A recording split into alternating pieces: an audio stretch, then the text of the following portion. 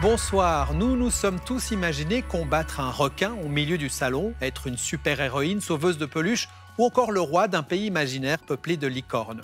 Nous étions alors enfants et sans nous en rendre compte, nous développions nos capacités sensorielles, cognitives et sociales.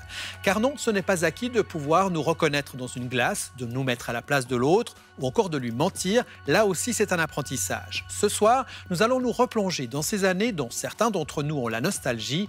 Bienvenue dans la tête d'un môme.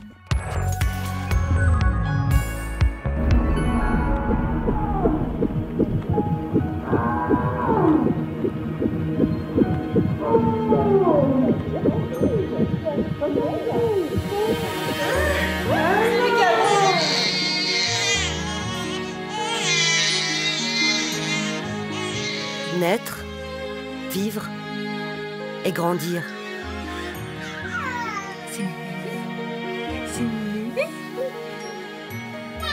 Discerner les formes, puis les couleurs.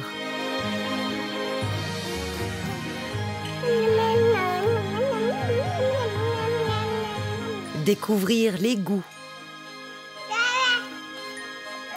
les sons, les textures.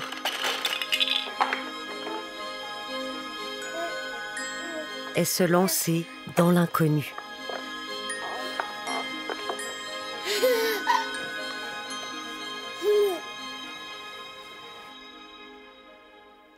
Pour les bébés, la vie est une découverte perpétuelle.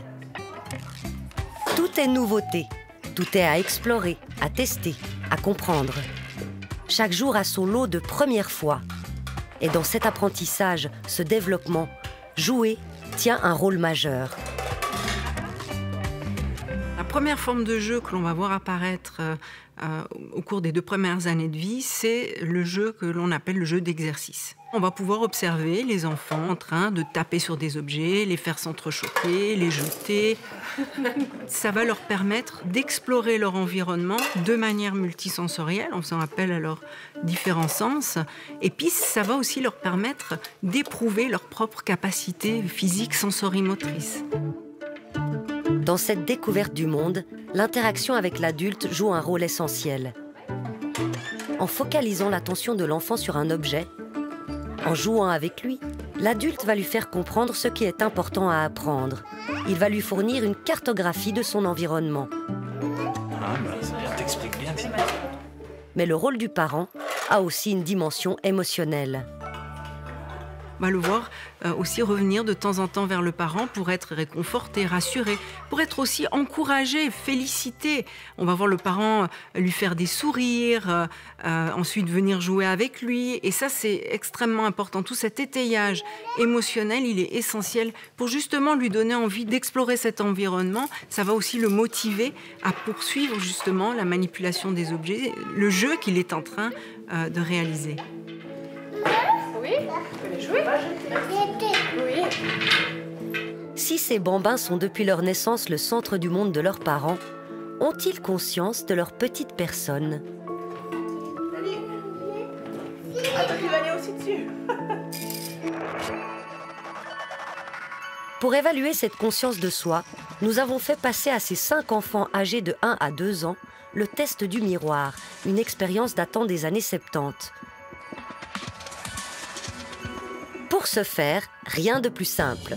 Il faut un parent complice prêt à jouer un tour à son enfant, à lui coller un autocollant sur le front sans que celui-ci s'en aperçoive. Et ce n'est pas toujours évident. Malin. Tu t'es coiffé comment ce matin? Comment vont réagir les enfants de moins de 18 mois en se voyant dans la glace?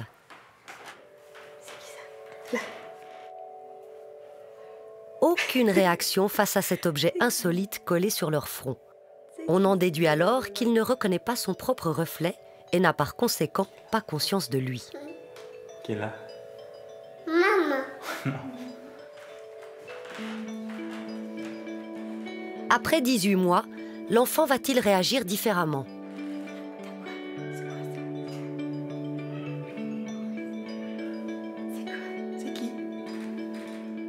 À partir de cet âge, les enfants vont reconnaître leur reflet, toucher ou enlever l'autocollant, et donc comprendre que papa ou maman leur a joué un tour.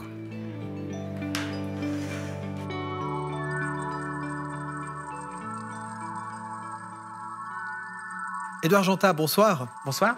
Vous êtes professeur de psychologie à l'Université de Genève. Votre spécialité, c'est le développement psychologique de l'enfant. Et vous êtes également le co-auteur d'un livre qui s'appelle « La vie secrète des enfants ». Alors, on vient de voir une expérience très connue dans le monde du développement, c'est le test du miroir. Pourquoi, avant 1 année et demie, un enfant ne réagit pas ou ne réagit presque pas devant son reflet ? Eh bien, à cet âge-là, l'enfant n'a pas les capacités cognitives et perceptives pour faire le lien entre l'image qui est projetée sur ce miroir et son propre corps. Et autrefois, on pensait que cette incapacité à faire le lien entre les deux était le témoignage du fait qu'il n'avait pas une conscience de soi.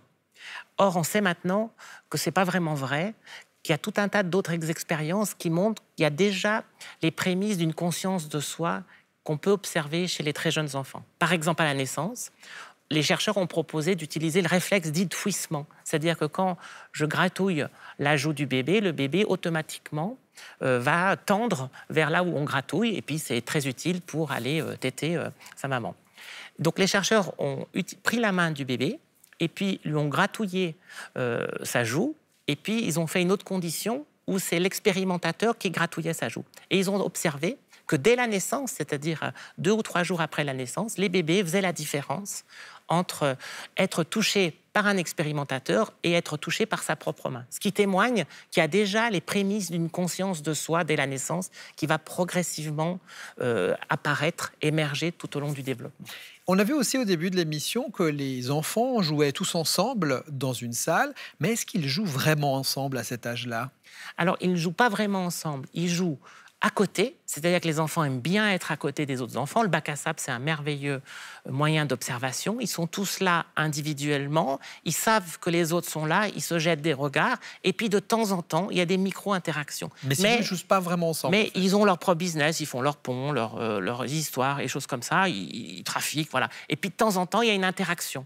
Et puis il va falloir attendre quelques années que leurs compétences cognitives et affectives s'améliorent, progressent, pour que je puisse interagir avec mon collègue, échanger, partager le pont, connecter mes ponts et me mettre à la place de l'autre pour pouvoir coordonner ses actions. Mais pourquoi au départ ils ne jouent pas avec les autres ? Ils sont trop affairés à leur tâche ? Oui, parce que c'est une tâche qui demande beaucoup de ressources attentionnelles, de compétences cognitives. Du coup, moi, je suis centré sur ma tâche. Construire un pont, construire des tunnels, c'est quelque chose qui me prend beaucoup d'énergie. Si mon énergie mentale est consacrée à cette tâche-là, je ne peux pas la consacrer à interagir avec mes collègues. Et donc, du coup, une fois que j'ai bien maîtrisé cette tâche, que mes ressources attentionnelles sont disponibles, eh bien, du coup, je peux plus interagir avec mes collègues. D'ailleurs, nous, les adultes, on fait ça quand on découvre un endroit nouveau, on est moins disponible pour les autres, tellement on est émerveillé, par exemple. Oui, absolument. Quand on arrive dans un endroit non familier, eh bien, en fait, toutes nos ressources attentionnelles sont focalisées sur les détails, les personnes, le lieu. Et là, on va me dire tout un tas de choses que je vais oublier. Et puis, au bout d'un moment, quand j'ai stabilisé mes perceptions, mes choses nouvelles, que je suis habitué à mon environnement, là, je suis prêt à recevoir de l'information et je suis prêt à rentrer en relation avec la personne. Quand vous allez voir vos amis dans une nouvelle maison, on regarde la maison, on regarde où c'est qu'on s'installe, on regarde où c'est que je pose mes affaires, mes clés, mes papiers, mon téléphone. Et puis après, une fois que tout est stable, j'ai traité tout ça, je libère des ressources attentionnelles et là, je peux vraiment rentrer en interaction. Je suis disponible pour les autres. Exactement. Et du coup, à quel moment on commence à s'intéresser aux autres ? Alors là, on a différentes sortes d'intérêts. On a un intérêt un peu primaire dès la naissance. Les bébés sont intéressés par les visages des humains, par le visage des autres. Mais c'est un intérêt perceptif, multisensoriel. Après, tout au long du développement, avec le langage, il y a une explosion de l'intérêt à l'autre, puisque là, je vais pouvoir rentrer en communication explicite, verbale avec l'autre. Je vais pouvoir produire des mots, des phrases, des micro-phrases, et puis je vais voir comment l'autre réagit, et puis on va commencer à échanger. Au cours de ce développement, c'est très important parce qu'il va y avoir des échanges à la fois verbaux, mais aussi comportementaux. Je vais aussi imiter, par exemple, ses comportements. Et puis, il va m'imiter. Et en s'imitant, on va commencer un dialogue. Et puis, ces imitations de gestes, de mots, de tout un tas de comportements font que je vais commencer à avoir une interaction de plus en plus complexe avec mon environnement.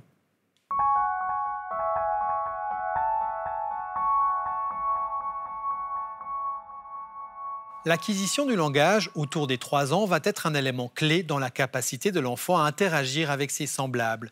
Grâce à la parole, il pourra exprimer plus efficacement ses émotions et ses intentions. Et ça tombe bien, car 3 ans, c'est l'âge des pourquoi. Pourquoi ci, pourquoi ça? Vous savez, ce moment où les questions fusent et où il faut trouver une réponse à tout. Nous sommes allés à la rencontre de Sylvain, un petit garçon très curieux, en pleine découverte du monde qui l'entoure.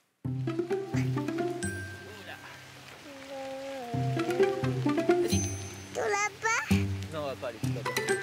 Pousse. Hein? Pousse-moi. Vas-y. Là, maintenant, on redescend. Je te laisse faire tout seul, d'accord? Tu fais ton cross.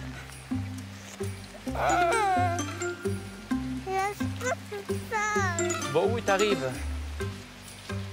Même si Sylvain a l'habitude de se promener autour de chez lui, chaque jour a son lot de nouvelles expériences. Et bien sûr, de questions pour papa et maman.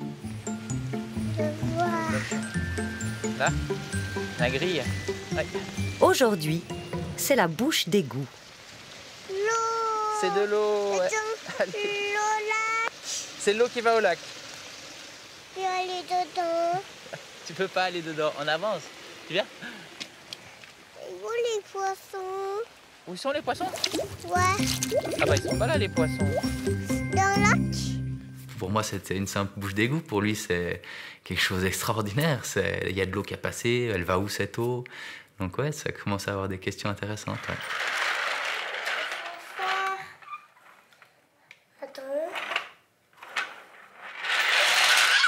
Sylvain, il s'intéresse à un peu près tout parce qu'il est encore tellement curieux de tout ce que la vie peut lui proposer. On fait une porte de grange. Il est vraiment très très imaginatif. À 3 ans, l'imagination de l'enfant repose essentiellement sur ce qu'il a vu ou entendu et sur l'imitation. Il va péter la porte. Ouais. On la passe plus large. Là. Voilà. Et pour Sylvain, son inspiration principale, c'est son frère. Sylvain et Gabriel, ils jouent bien ensemble. Ils ont, comme je pense tous les autres enfants, des moments où ils arrivent bien à se chamailler aussi. Sylvain, il est très admiratif de son grand frère. Il l'imite beaucoup. Éteins le feu! Maman, éteins le feu. Ça glisse. J'ai peur. Oh, ma pomme. Après cette opération de grande envergure, le réconfort. Et Sylvain adore les repas en famille. Bon appétit. Pas vraiment pour la nourriture, mais surtout parce que c'est l'occasion d'amuser la galerie. T'as vu une énorme bâtisse? En effet, ce n'est qu'autour de 3 ans que l'enfant est capable d'imaginer des situations comiques. Dans le nez? Non. Dans la bouche? Oui, dans la bouche, exactement. Sylvain, c'est un clown. Il aime beaucoup nous faire rire. La place de Papa Noël? Si Sylvain est le petit clown de la famille, comment se comporte-t-il avec d'autres enfants de son âge?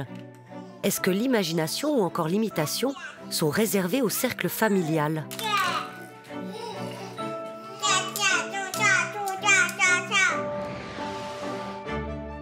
Pour le savoir, nous l'avons convié avec 3 autres enfants de son âge, Alma, Jade et Elliot, à la Maison de la Créativité à Genève.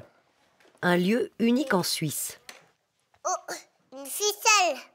Ah ouais. Wow. La Maison de la Créativité, c'est une fondation de droit privé qui est majoritairement financée par la ville de Genève. C'est un lieu où parents et enfants sont invités à imaginer, à inventer ensemble. Tu veux du café? Vous n'allez pas trouver de jouets ici, mais ce qu'on appelle, nous, des objets de jeu, qui ont la particularité de ne pas avoir une fonction prédéterminée. C'est comme un laboratoire où on peut tester, inventer, essayer, recommencer, se tromper surtout, et pas voir ça comme un échec, et en ayant la certitude qu'on ne sera ni jugé, ni examiné. Nous ne leur avons donné aucune consigne. Pour toi. Mais après quelques instants seulement, Sylvain y déniche un objet familier. Pour toi, j'ai vu. Nous, les pompiers. Merci. Inspiré par les jeux avec son grand frère, Sylvain tient à ce que les autres enfants participent. Le casse là. La petite fille ne veut pas de casque. Ne fais pas. Tiens. Le Théo. Arrosage. Tiens le Théo. Arrosage. On va prendre la feuille. Voilà, éteinte. La méchante ton petit. Les enfants vont être amenés à reproduire des comportements qu'ils ont été amenés à observer dans la réalité. Puis il y a aussi l'observation et l'imitation des pairs, d'où l'intérêt de les faire jouer ensemble avec des partenaires de jeu, avec des enfants aussi de leur âge, ou d'âges différents aussi, c'est extrêmement intéressant, puisqu'ils vont entre eux se mettre à s'observer et à s'imiter, ce qui va aussi leur permettre de développer de nouvelles stratégies, de nouveaux comportements. Tu tires de la neige. Vite. Il n'aura échappé à personne que la neige est ici purement virtuelle et que lorsque les petits pompiers sont entrés en action, il n'y avait pas de véritable feu. Elle aussi veut faire. Moi, je tire la corde. Non, c'est moi. Elle veut faire. Va dedans. Peu avant 3 ans, l'imagination des enfants leur permet de faire semblant. Moi, je peux aller. Non, On va voir apparaître une nouvelle forme de jeu que l'on appelle le jeu symbolique ou le jeu de faire semblant. Les actions de l'enfant, les verbalisations, les objets, les personnes vont prendre une signification figurée, c'est-à-dire qu'elles vont représenter autre chose que ce qu'elles sont dans la réalité. Le jeu de faire semblant va permettre à l'enfant de développer son imagination, sa pensée abstraite. Et puis il développe l'apprentissage de la lecture, des mathématiques, de l'écriture. Pourquoi ? Eh bien parce que ces apprentissages scolaires-là sont fondés également sur l'emploi de symboles. Donc en jouant à faire semblant, on les prépare aussi à ces apprentissages scolaires.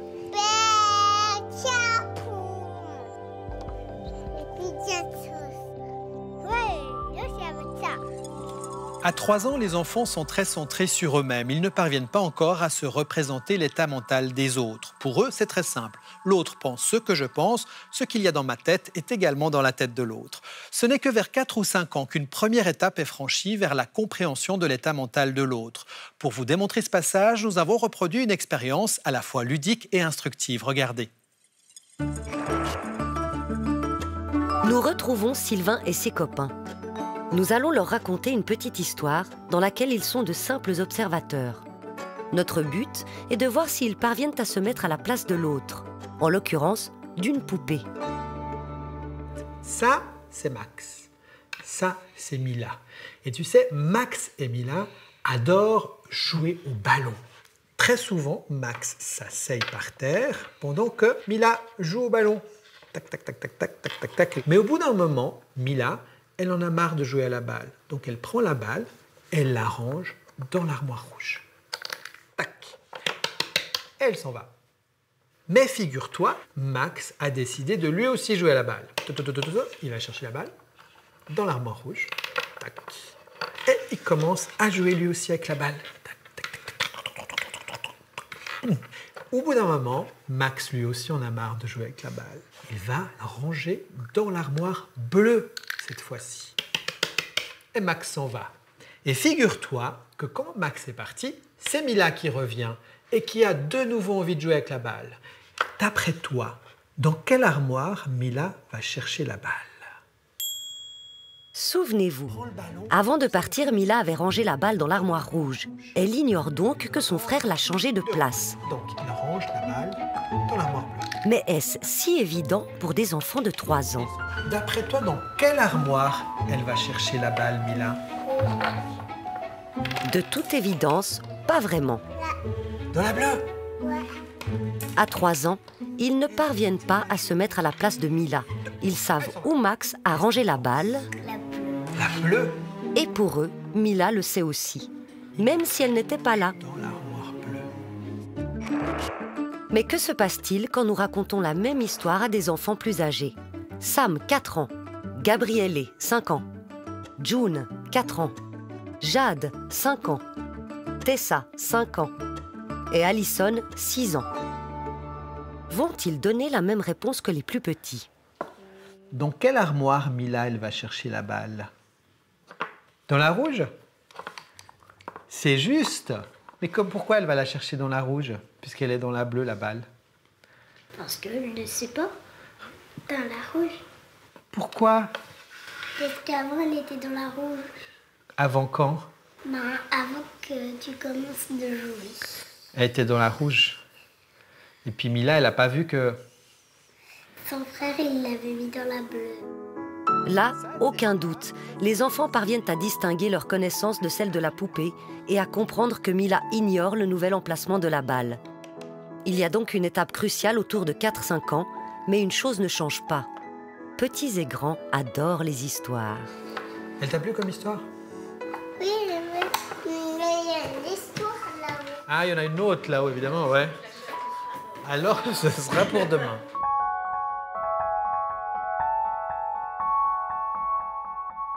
Édouard Janta, alors l'expérience qu'on vient de voir démontre ce qu'on appelle en psychologie la théorie de l'esprit. De quoi s'agit-il?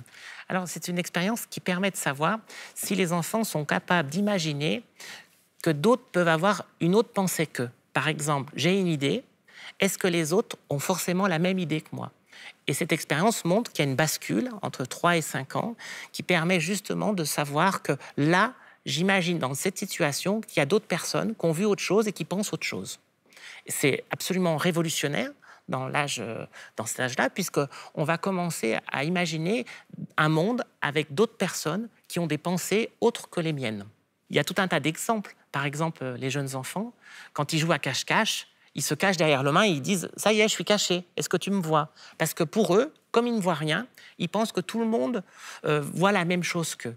Et donc ils sont cachés pour les autres. Voilà, exactement. Parce que leur pensée, c'est simplement ce qu'ils voient, ce qu'ils pensent. Tout le monde voit la même chose, tout le monde pense la même chose. Et il va falloir tout un tas de mécanismes cognitifs très compliqués pour imaginer que quelqu'un d'autre voit autre chose et pense autre chose. Quand, par exemple, un de leurs amis se fait mal ou a des problèmes, eh bien, ils vont avoir tendance à chercher leur propre doudou ou leur propre maman, au lieu de penser d'aller chercher le doudou de leur collègue ou la maîtresse de leur collègue. Alors que ça change une fois plus grand? Oui, absolument. Une fois que les compétences cognitives, qu'ils ont une réelle connaissance de soi, une théorie de l'esprit, qu'ils sont capables de discriminer les émotions, de ressentir l'autre, toutes ces compétences vont faire en sorte que le jeune enfant va pouvoir être capable de rentrer en empathie avec son collègue. Si on revient à l'exemple du doudou, une fois qu'on a compris que l'autre, c'est quelqu'un d'autre, eh bien, on n'amène plus son propre doudou, c'est ça?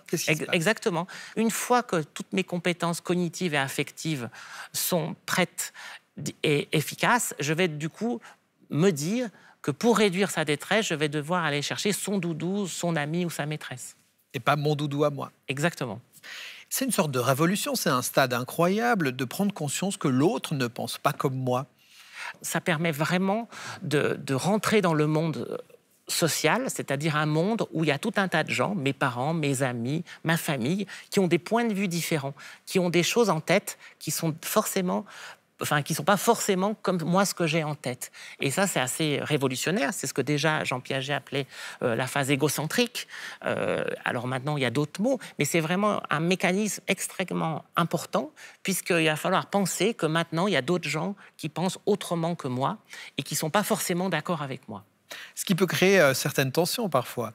Oui, parce que comme la plupart du temps, on voudrait que tout le monde pense la même chose, si je pense ça, tout le monde doit penser la même chose. Du coup, si à un moment donné, on se dit « bah non, il y a tout un tas de gens qui ne pensent pas comme moi », eh bien, il va falloir convaincre, il va falloir expliquer, il va falloir se mettre à la place de l'autre pour imaginer son point de vue et du coup, commencer à avoir une véritable interaction sociale et avoir des relations humaines tout à fait harmonieuses.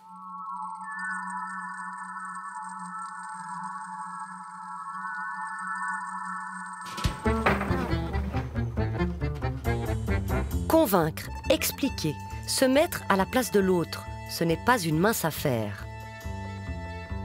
Pour observer cet apprentissage, nous retrouvons nos 6 enfants âgés de 4 à 6 ans dans le parc de la Maison de la Créativité, où se trouve une roulotte contenant tout un tas d'objets. Tessa, Jade, Alison, June,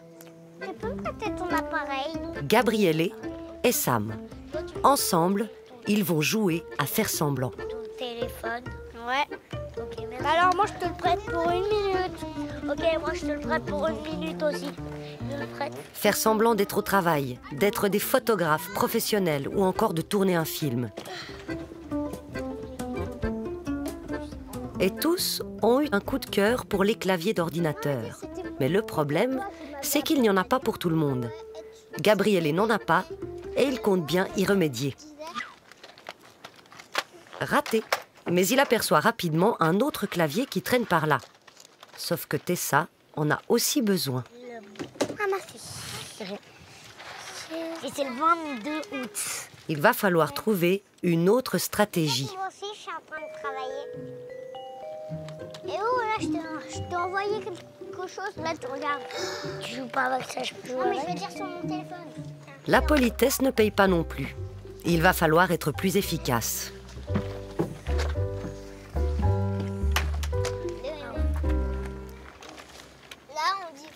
Je l'avais envoyé. Mais je l'avais avant. Ouais, bah tu es parti.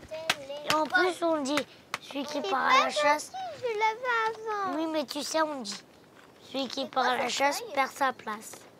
Cet enfant qui veut le même accessoire, la petite fille l'a déjà, donc qu'est-ce qu'on fait? Eh bien, il va falloir mobiliser des stratégies qui soient adéquates socialement. Et ça s'apprend. Et donc, le jeu de faire semblant permet aussi de travailler sur ces éléments-là qui sont liés à la résolution de problèmes interpersonnels. Tu me redonnes? Si t'as envie, tu peux jouer avec nous. T'as envie? Non, j'ai envie d'un ordinateur et tu m'as pris. Gabriele a bien compris qu'il devait rendre le clavier pour que les choses s'apaisent. Mais la frustration est vite oubliée, et un peu grâce à Tessa qui, elle, gère les frustrations au quotidien. Qui met la sauce? Nous lui avons rendu visite chez elle, où elle vit avec son petit frère et ses parents. Attends, j'ai trop été. J'ai un frère et je suis pas contente de l'avoir.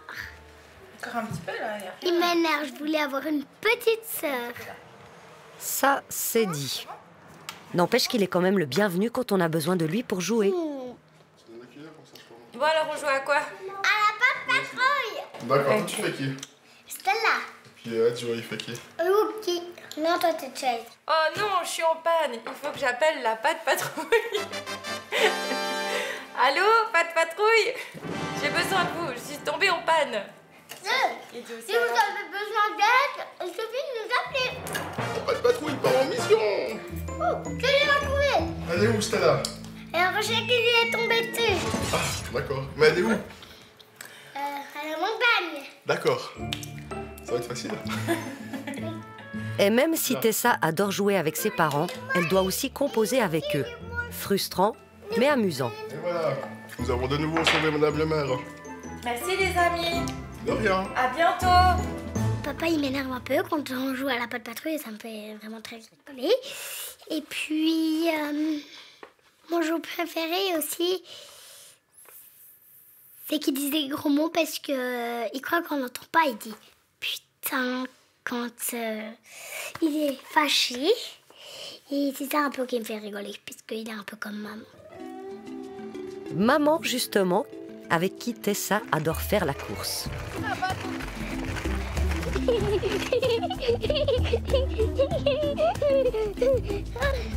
Arrête-toi! Non, on est mal aux gens. Et comme la petite fille a bien acquis la théorie de l'esprit, bien compris que sa mère ne savait pas forcément ce qu'elle savait, eh bien pourquoi pas en jouer un petit peu.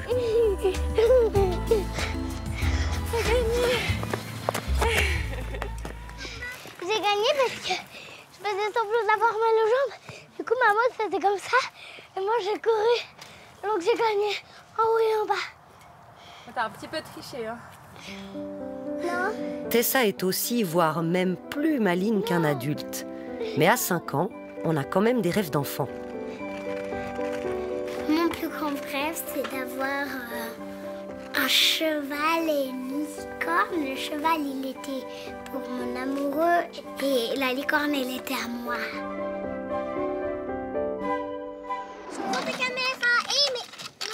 Retour à la maison de la créativité. Si les enfants désirent jouer ensemble malgré leurs différences, J'habitais devant chez toi. Ouais.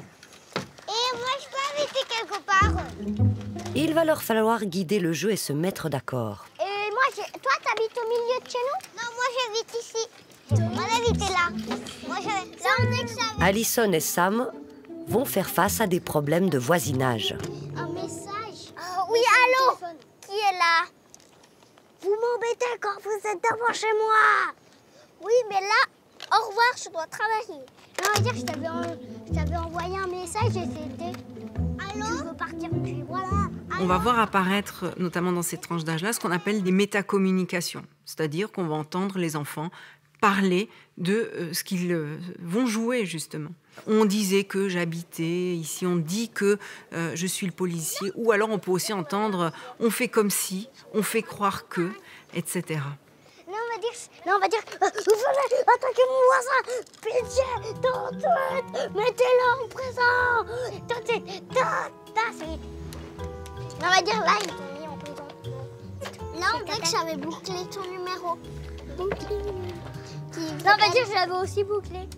On voit les enfants réaliser des allers-retours entre ces moments hors jeu, où je discute sur ce qui va être joué au niveau du scénario, des rôles, et des moments ensuite d'immersion à nouveau dans ces scènes imaginaires. Donc, par conséquent, ils doivent faire preuve dans ces moments-là de ce qu'on appelle de la flexibilité. Et la flexibilité, c'est une aptitude qui est essentielle notamment au raisonnement, à la résolution de problèmes et à la créativité.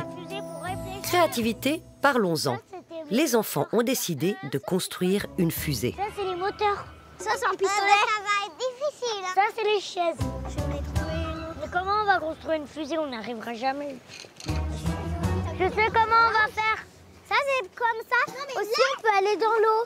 Et comme il n'y a ni aile ni moteur, il faut faire preuve d'imagination. Ça, c'est le feu. Ah, c'est un aspirateur. J'ai fait un aspirateur. Non, ça, c'était pour aller tellement vite. Ça, c'est de l'essence. Ça y est, ils ont tout. C'est l'heure du décollage. Je vais mettre à côté de toi. Mais il y a un hic. Il n'y a pas assez de place pour tout le monde. Et ici, c'est ma place. 5 heures. Alors, comment on va construire une fusée? Et en plus, j'étais avant. Ah ouais, toi, tu me pousses. Et là encore, il va falloir composer avec l'autre, mais aussi avec ses propres émotions. Sam, vexé, choisit de quitter la fusée. Bah pourquoi tu viens pas? Là c'est le milieu, elle m'a poussé.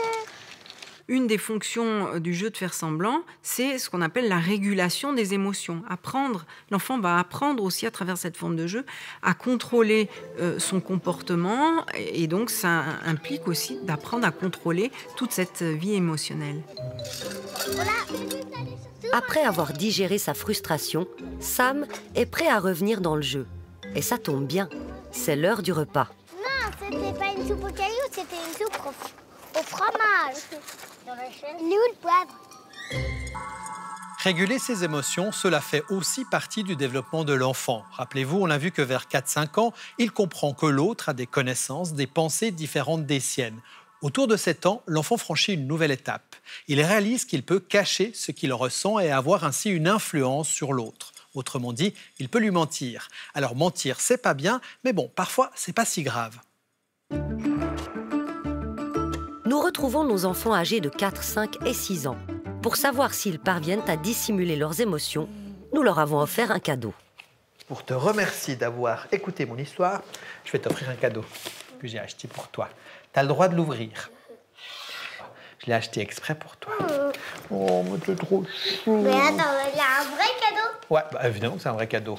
Il est pour toi, tu as le droit de l'ouvrir. Je suis sûr qu'il n'y a rien dedans. Oh, pourquoi tu dis ça? Moi, je t'ai acheté un cadeau. Non, non, il est pour toi, ce cadeau. Il y a un cadeau dedans, je te jure. Ouvre, regarde. Tu peux tirer par là, regarde. Mais ce que Luigi ne leur dit pas, c'est que le présent ne va pas forcément leur plaire. Il est exprès pour toi, ce cadeau. J'espère qu'il te plaira. Il s'agit de Sophie la girafe, un cadeau pour les tout petits. Girafe? Oui. Tac. Et tac, j'espère qu'il va te plaire. Vont-ils réussir à cacher leur déception et ainsi ne pas blesser Luigi? Bah, il n'a pas l'air de te plaire, mon cadeau. Tu l'aimes bien? Non. C'est un cadeau pour les tout petits. Ah, c'est pas un cadeau pour toi? Oui, non. Hein? T'as le droit de le prendre, hein? Non. Tu le veux pas? Non. Pourquoi? C'est pour un bébé. Tu vois qu'il y a quelque chose dedans? C'est mon cadeau pour toi. T'es contente? T'es contente? C'est pour les bébés, ce cadeau. Merci. Ah, ok. C'est pour les bébés? Oui. Puis toi, t'es? Une grande fille. Ah, ok. Donc c'est pas pour toi, ça? Non. Nous avons voulu comparer cette situation avec des enfants plus âgés. Il y a Gabriel, 7 ans, Myriam, 8 ans, Léalou, 8 ans, Elliot, 9 ans, Noah, 9 ans, et Léa, 10 ans. J'ai un cadeau pour toi. Merci. Tu peux l'ouvrir, j'espère qu'il te plaira. Tu me diras s'il te plaît, hein? Vont-ils faire preuve d'autant de franchise? Ouais.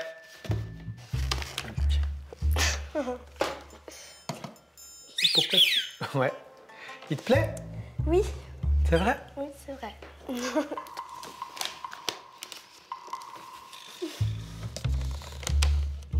Pourquoi tu rigoles? Pourquoi tu rigoles? Tu le veux pas, mon cadeau? Pourquoi tu le prends pas? Merci. Je t'en prie.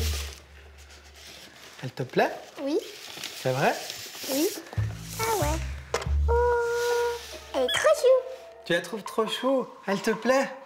Oh bah tant mieux alors, je suis content si le cadeau te plaît. Il te plaît, mon cadeau? Je sais pas. Tu sais pas? Pourquoi? Parce que... Je sais pas. Plutôt pour mon frère, je vais le donner à mon frère. Pourquoi ton frère? Parce que moi j'ai déjà mes dents. Tu peux l'avoir. Oh bah merci, bah je le garde moi, bah je t'en ferai un autre alors. Merci beaucoup. Au revoir. Au revoir.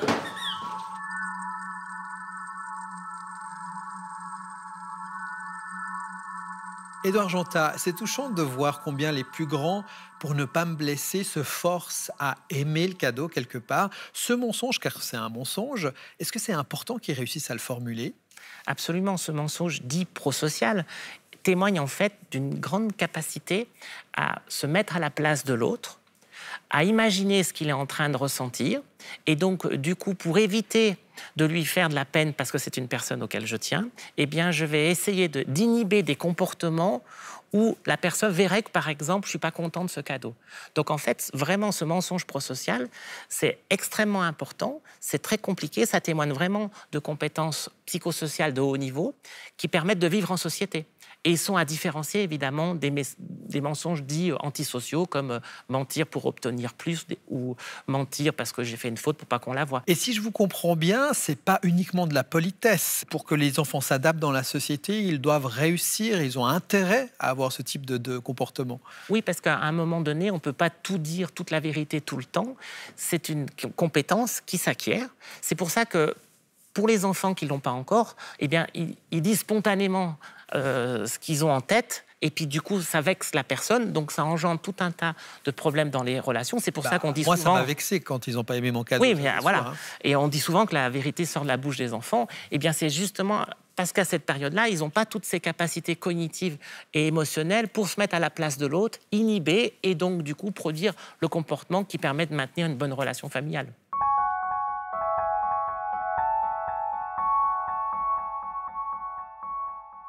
Maintenant que l'enfant fait preuve d'autocontrôle, gère ses émotions et régule ses interactions avec les autres, il arrive doucement à la dernière étape de son développement. Autour de 8 ans, l'enfant gagne en autonomie et affirme ainsi sa propre personnalité. Myriam a 8 ans, justement. Nous l'avons questionnée sur ce qui l'a fait rêver, elle qui est encore un enfant, mais qui se sent déjà si grande.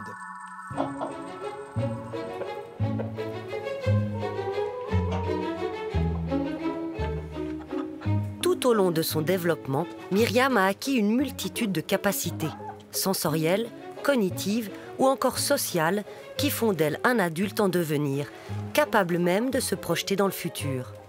J'aime beaucoup les animaux et j'aimerais bien les soigner. Mon plus grand rêve, c'est d'être vétérinaire et d'avoir un chien. Je l'appellerai Croquette. Ouais, il y en a pas mal. Et le dernier. On va casser 3 œufs.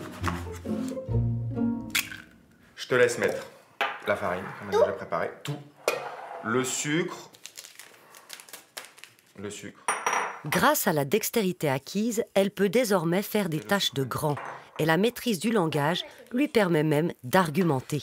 J'ai peut-être pris un peu trop gros de beurre, c'est vrai. Si tu veux, je pourrais manger le reste. Oui, ça je sais que tu bois, mais je vais peut-être dire non. Ah, mais tu t'as dit peut-être. Alors peut-être que tu diras oui. Eh, attention, t'as du beurre plein les mains. Donc ça veut dire que t'as les mains qui glissent. Donc ça veut dire que ça, il faut bien le tenir. Oui, chef. Très bien. Alors, avec les deux mains, avec les deux mains. Elle a aussi appris à faire preuve de patience, à inhiber ses pulsions. Enfin, pas tout à fait. Non, stop. Non, et... En fait, c'est le moment préféré que j'aime dans la cuisine, c'est manger. C'est bon?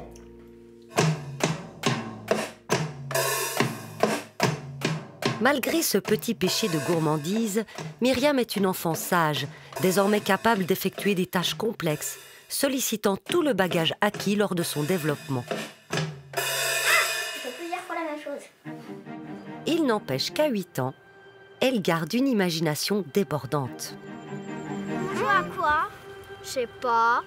Je sais, on peut jouer, tu vois, genre ça c'était notre maison, et puis on avait chacun une chance, c'était une branche, et puis tous les jours on s'entraînait là, et pour combattre des méchantes sorcières qui voulaient nous voler, et avoir tout le pouvoir du monde. Ok, c'est bon. Moi, ma chambre elle est là-bas. Bah oui, et la mienne est là. Une imagination qui se complexifie avec l'âge, et qui lui permet de jouer à se faire peur. Là, les sorcières! Bah, tu vois, elles nous voient pas. Ouais, pas encore.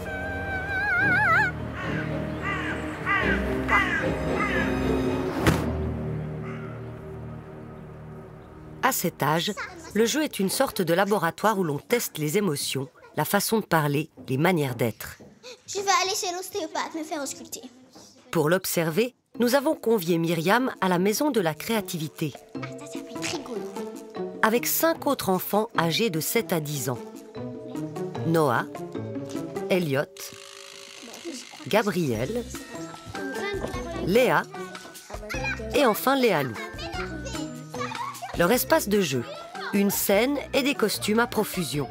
De quoi abreuver leur imagination. T'avais dit que t'aimais bien ça? Bah... En fait, achète-le, parce que moi, j'ai trop la flemme de l'acheter.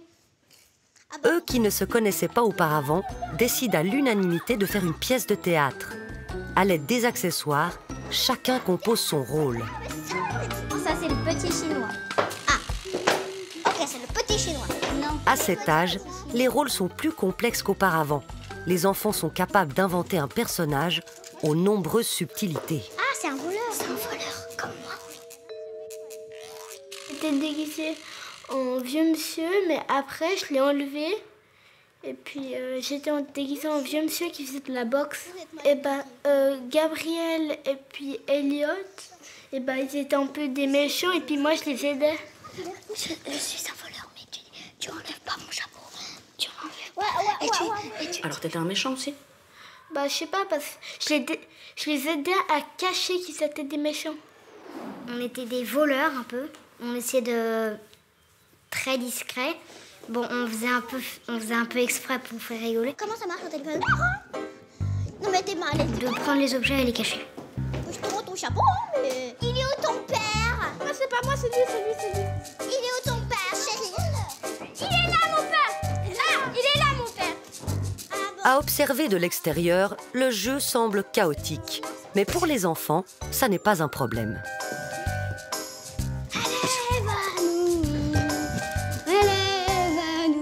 Qui a décidé de qui fait quoi?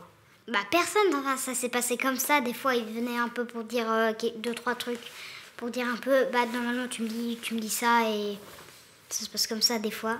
Mais le plus souvent on me disait rien, on faisait normal. Elle dit que je suis pas la police, elle m'attaque. Elle a un pistolet dans les mains. C'est un voleur! Voilà la voleur! C'est la police! Gabriel a changé de voix. Pourquoi? Parce qu'il a décidé de devenir policier et c'est ainsi qu'il l'indique aux autres. Alors, qu'est-ce qui vous mène à cette enquête? En effet, à cet âge, les enfants deviennent capables de jongler avec les personnages. Si je suis la police, c'est un collègue à toi. Quand le jeu se complexifie, les enfants arrivent même à adopter des rôles multiples. Ces rôles multiples qu'il va être amené à mobiliser lorsque le jeu de faire semblant devient plus mature vont lui permettre de développer de nouveau tout ce qui a trait à la flexibilité, à l'imagination, au développement langagier. En fonction des rôles que j'adopte, eh bien, je ne vais pas utiliser le même vocabulaire, la même structure de phrase. Et puis, l'enfant va être aussi amené à développer tout ce qui a trait au contrôle de soi, au contrôle des émotions, parce que suivant le rôle que j'endosse, eh bien, je ne vis pas forcément les mêmes émotions. C'est que j'en ai marre d'être police. Alors quoi, vous allez rester police? Voilà pourquoi vous restez police. Je veux devenir esclave. Enfin, femme de ménage, s'il vous plaît. Femme de ménage, allez, rangez-moi tout ça alors. La police, elle me dit qu'elle a plus envie d'être la police et qu'elle voudrait être ma femme de ménage. Alors, du coup, elle devient ma femme de ménage. Attends, t'appelles ça ranger ça? Ça aussi. Et puis j'étais déjà très sévère. Alors je suis encore plus sévère parce que moi je peux pas tout ranger toute seule. Mais je suis un peu flemmarde. Allez, rangez-moi tout ça en vitesse, je veux que tout soit magnifique. Myriam, que l'on avait connue si sage, a endossé le rôle d'une reine tyrannique. Femme de ménage, tu ne te reposes pas. La reine, je trouve qu'elle est un peu sévère, égoïste et pas sympa. Quoi? Ils ont pris mon chapeau? Ils ont pris mon chapeau, c'est la fin du monde. Elle peut tout à fait éprouver deux émotions de manière simultanée, c'est-à-dire être une reine agacée, énervée, et en même temps éprouver une grande joie à endosser ce rôle-là. Ma reine, vous n'avez pas aimé? On est dans du pour de faux. Donc le jeu de faire semblant offre un cadre sécurisant aussi à l'enfant pour pouvoir expérimenter ces situations sociales, ces émotions, aussi s'autoriser à les vivre à des intensités différentes parce que je suis dans ce contexte de jeu. Et donc c'est un contexte qui est propice aussi à cela. Le développement de l'enfant durant les 10 premières années de sa vie est énorme, sur tous les plans. Et le jeu y tient une place essentielle. En jouant, l'enfant acquiert et développe tout un bagage, ce qui échappe parfois à nos yeux d'adultes. Bon, allez, on enterre. Bah, t'es mort. Mais non, je suis pas mort. Ah bah, crotte.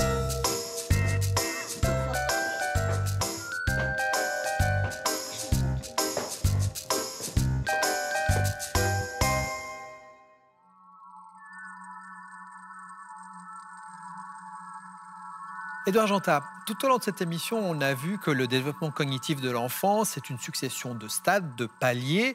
C'est une sacrée entreprise que d'apprendre tout ça. Oui, on voit que le développement psychologique de l'enfant, le développement cognitif est extrêmement complexe, prend du temps, on voit que chaque élément influence les autres. Mais actuellement, on s'aperçoit qu'à côté de ce développement cognitif, où il y a une acquisition de connaissances académiques, il est nécessaire aussi de favoriser un maximum le développement des compétences dites psychosociales, cette capacité à se mettre à la place de l'autre, à rentrer en empathie, à avoir des comportements prosociaux, de coopération. Et on sait que ces compétences cognitives, ces compétences psychosociales sont intimement liées. Si je travaille sur une, j'influence l'autre. Si je travaille sur les compétences cognitives, j'améliore mes compétences psychosociales. Si j'améliore mes compétences psychosociales, mes compétences émotionnelles, j'améliore mes compétences cognitives. Et on sait que ces deux types de compétences sont indispensables pour préparer l'avenir, pour vivre en bonne harmonie dans notre société. Et ces deux compétences méritent vraiment d'être travaillées massivement et conjointement dans les prochaines années. Édouard Janta, merci. Merci.